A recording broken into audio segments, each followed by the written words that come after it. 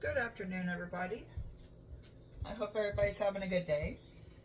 Today, I'm going to teach you how to make your own shake and bake instead of buying it, in a box or in the bag. So first, you want to preheat your oven to 375, which I've already done that. And you want to get yourself a pan out. Here, I have a double boiler. I don't hose it up because there's water in it. I put water in the bottom because the water helps keep the meat moist. Kind of steams it a little bit. But I have a double boiler. If you don't have a double boiler, then you can use just a cookie sheet or whatever. So what you first want to do is we want 3 eggs. So we're going to crack these open and put them in here.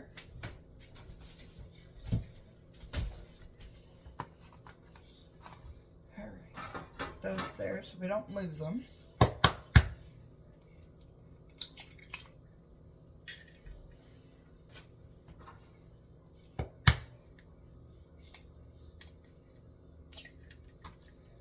This is one meal that my husband always asks for me to do.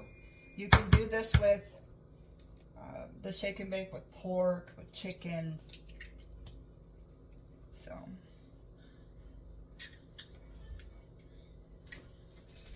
alright.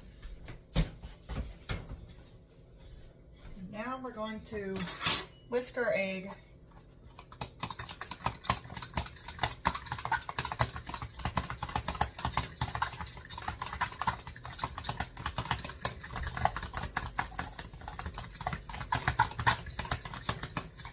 So it's kind of like you're scrambling. Alright, there's that. And then we're going to add our seasonings, liquid smoke, into the eggs, a little bit of Worcestershire sauce, into the eggs, and then a little bit of this Better Than Bouillon.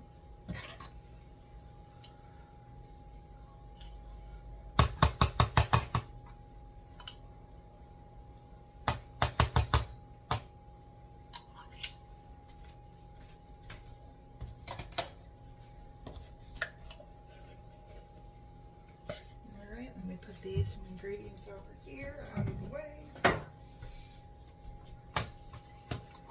Alright, we're going to go ahead and give that a good mix.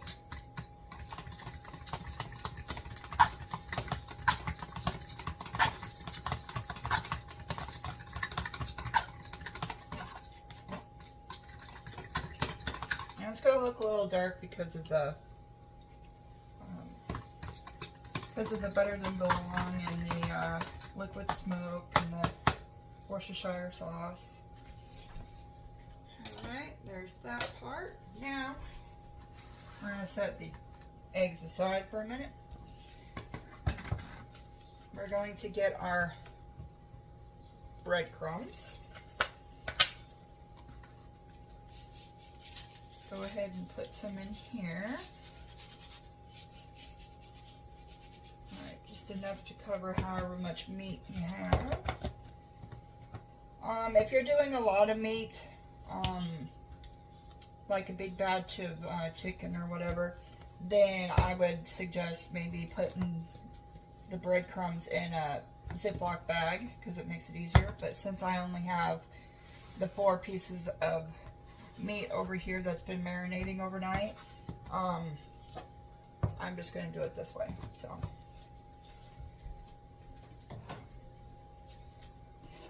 I'm going to go ahead and season my my breadcrumbs here. Oop. You ain't making a mess, you ain't doing it right. Alright. I'll just go ahead and use the rest of that. So this is applewood.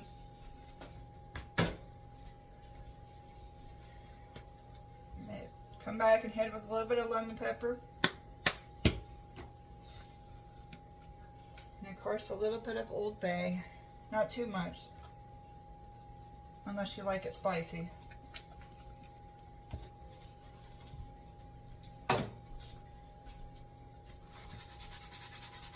Just give it a good mix.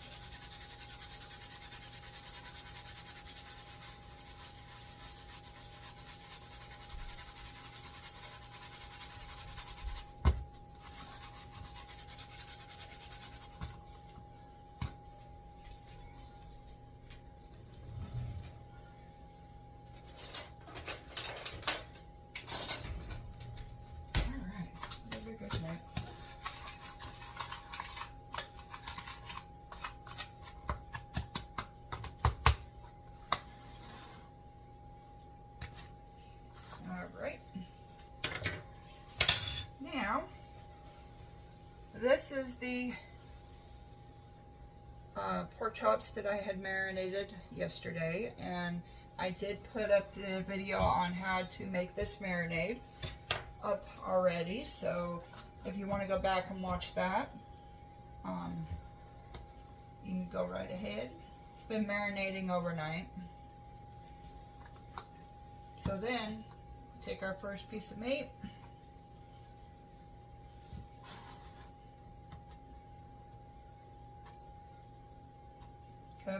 Cover it in the egg. Then we take it over here.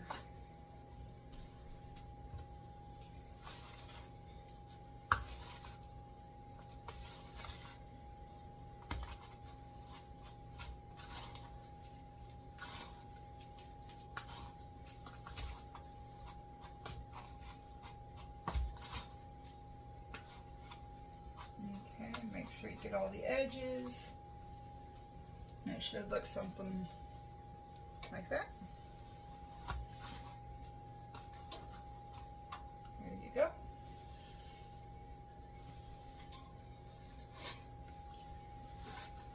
Lay it down.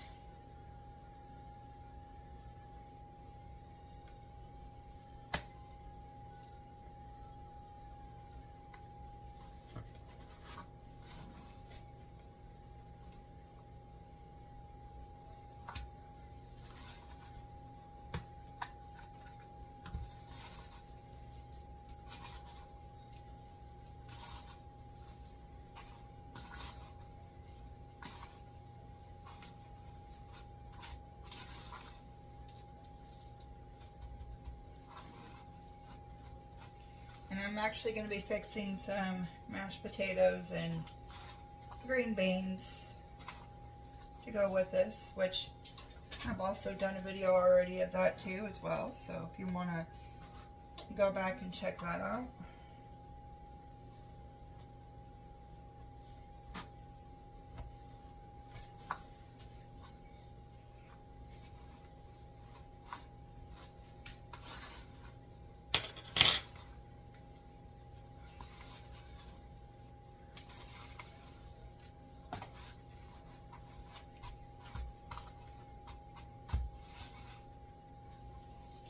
Now you want to bake this at 375 for about 45 minutes. I would set the timer for 45 and then just keep checking it every now and then to make sure your meat is up to temperature, which for pork chop, it will be 165 is where it needs to be on the thermometer.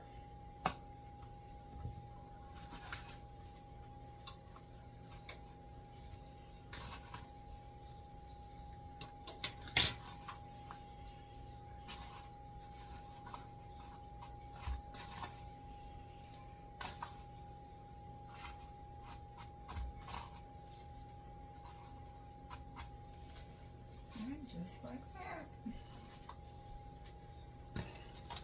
Alright. And that's how they should look. Alright, I'm going to go ahead and pop these in the oven. And I will be back once they're done. Alright, welcome back. So here we have our very own shake and bake pork chop.